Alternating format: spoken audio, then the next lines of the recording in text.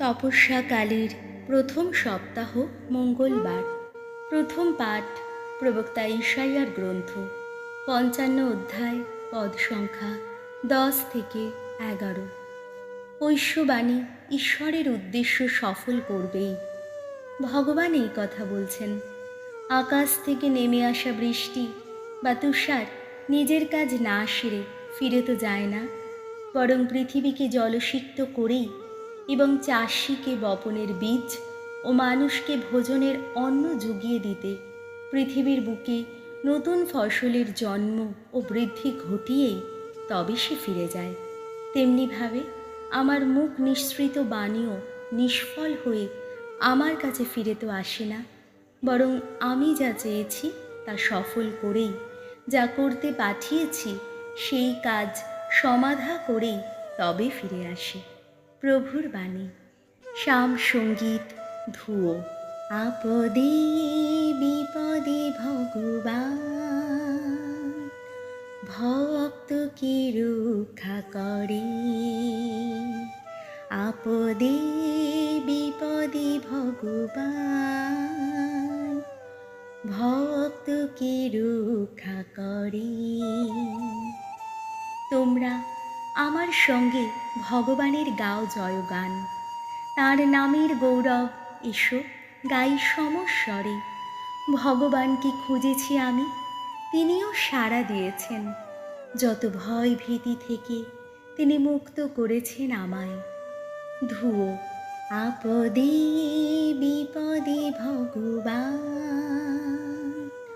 ভক্তকে রক্ষা করে। আপদে বিপদে ভগবান ভক্তকে রক্ষা করে। যারা তাঁর দিকে তাকিয়ে থাকে তাদের মুখ তো আনন্দে উজ্জ্বল হয়, লজ্জায় কখনো কুণ্ঠিত হতে হয় না তাদের। দেখো তো, এই দিনজন ডেকেছে আর ভগবান সাড়াই দিয়েছেন। সমস্ত সংকট থেকে তাকে তিনি রক্ষাই করেছেন। ধুয়ো। ধার্মিক যারা, ভগবান তাদের চোখে চোখেই রাখেন, তাদের মিনতির ডাক কান পেতেই শোনেন। অন্যায় করে যারা, ভগবান তাদের প্রতি সদাই বিমুখ।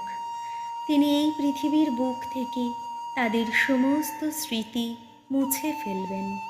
ধুয়ো। আপদে বিপদে ভগবান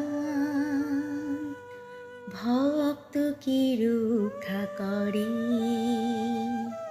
আপদে বিপদে ভগবান ভক্তকে রক্ষা করে। ধার্মিকেরা ডাকে, ভগবান সাড়া দেন।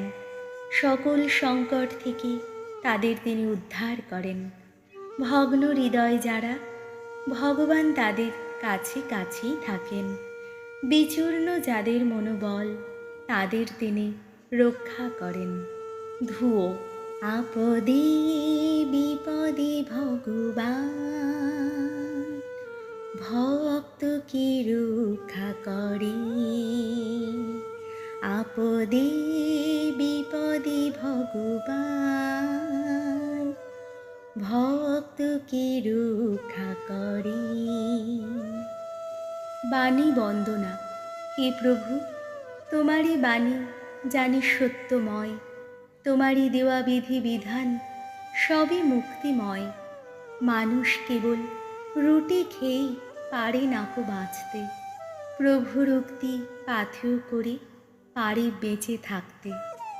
মথি রচিত মঙ্গল সমাচার, ৬ অধ্যায়, পদ সংখ্যা ৭ থেকে ১৫।